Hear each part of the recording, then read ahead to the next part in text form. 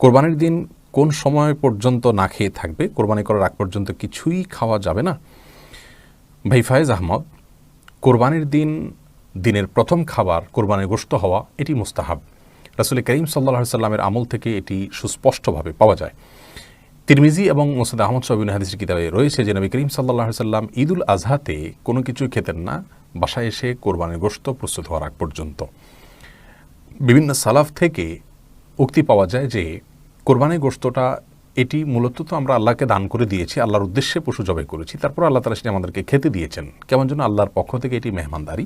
তো আল্লাহর মেহমানদারির জন্য নিজেকে প্রস্তুত করে রাখা এবং অপেক্ষা করা, এটা আল্লাহর মেহমানদারির সম্মান দেখানোর শামিল। সেই জন্য কোরবানির ঈদে অর্থাৎ ঈদুল আজহাতে আমরা ভোর থেকে কোনো কিছু না খেয়ে কোরবানির গোশত দিয়ে দিনের প্রথম খাবার গ্রহণ করব, এটি মুস্তাহাব বা সুন্নাহ।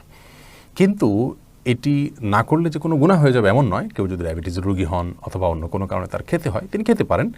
এটি ফরজ বা ওয়াজিবের মতো কোনো গুরুত্বপূর্ণ বিষয় নয় যে এটি লঙ্ঘন করলে কোনো গুনাহ হবে। তবে সাধ্য অনুযায়ী এটি রক্ষা করা ভালো। ঈদুল ফিতরে কোনো কিছু খেয়ে খেজুর ইত্যাদি খেয়ে তারপর ঈদগাহে যাওয়া সুন্নত, কিন্তু ঈদুল আজহাতে সেটি নয়, বরং অপেক্ষা করব কোরবানি গোশতের সেটি প্রস্তুত হলে তারপর সেটি দিয়ে আমরা দিনের প্রথম খাবার গ্রহণ করব।